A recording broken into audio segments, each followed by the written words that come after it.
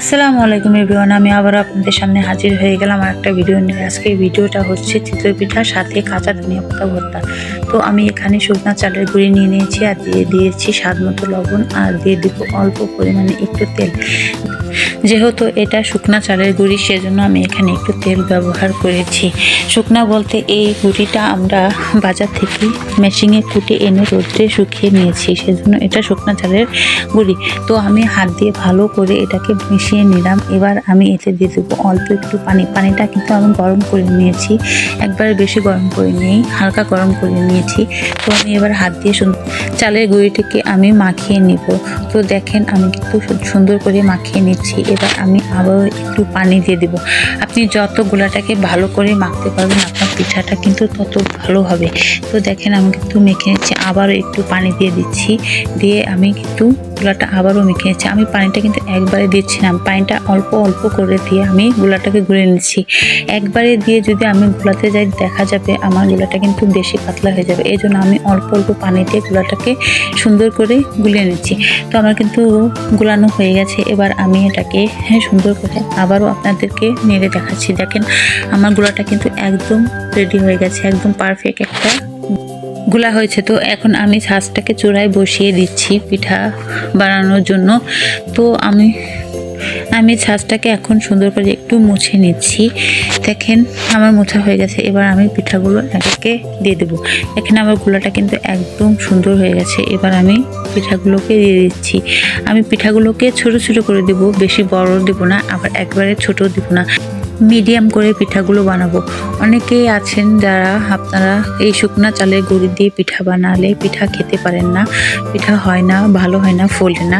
তো তারা আমার এই ভিডিওটা দেখবেন, দেখে এভাবে পিঠা বানাবেন, তাহলে দেখবেন পিঠাগুলো একদম সুন্দর হবে। তো আমার পিঠা দেখেন হয়ে গেছে, দেখেন একদম পারফেক্ট চিতই পিঠা হয়েছে। দেখেন পিঠার কালারটা দেখেন আর লুকটা দেখেন কত সুন্দর হয়েছে। তো এভাবে পিঠা বানালে কিন্তু পিঠা একদম সুন্দর হবে আর খেতেও ভালো। এই পিঠাগুলো কিন্তু দুধ রসের ভিতরেও কিন্তু ভিজালে কিন্তু পিঠাগুলো ভিজে একদম রসগোল্লার মতো হয়ে যাবে, রসে টস করবে। তো আপনারা বাসায় এভাবে ট্রাই করে দেখবেন। তো আমি পিঠাগুলো উঠে নিলাম। এবার আবারও আমি পিঠাগুলোকে দিয়ে দিচ্ছি। তো আমি পিঠাগুলোকে দিয়ে দিচ্ছি ছোটো ছোটো করে। এই পিঠাগুলো কিন্তু খেতে অনেক ভালো লাগে শীতের সময়, বিশেষ করে শীতের সময় এই পিঠাগুলো বেশি খায়। তো দেখেন আমার পিঠাগুলো কত সুন্দর হয়েছে, একদম মুচমুচে হয়েছে আর দেখেন কত সফট হয়েছে পিঠাগুলো, একদম পারফেক্ট চিতই পিঠা হয়েছে। দেখেন কালারটা দেখেন, পিঠা একদম সাইজগুলো কত সুন্দর হয়েছে। তো আমি আবারও পিঠাগুলোকে উঠিয়ে নিচ্ছি। দেখেন আমার পিঠাগুলো একাই একদম ঢাকনার সাথে উঠে আসছে। তো এই দেখেন আমি কিন্তু পিঠাগুলোকে আমার বেশি করা লাগছে না, দেওয়ার আগেই পিঠাগুলো আমার ছাঁচ থেকে উঠে আসছে। তো আমি পিঠাগুলোকে একে একে উঠিয়ে নিচ্ছি। তো এই ভিডিওটি যদি আপনাদের কাছে ভালো লেগে থাকে তাহলে অবশ্যই আমার ইউটিউব চ্যানেলটিকে সাবস্ক্রাইব করে দেবেন আর আমার ইউটিউব চ্যানেলের সাথেই থাকবেন। এরকম আরও অনেক পিঠা রেসিপি নিয়ে আপনাদের সামনে আবারও আমি হাজির হয়ে যাব। তো আমি পিঠাগুলোকে উঠিয়ে নিলাম। এবার আমি আবারও ছাঁচে পিঠাগুলোকে দিয়ে দিচ্ছি। শীতের এই সিজনটা আসলে যেন চারপাশটাতে পিঠার গন্ধে মোমো করে।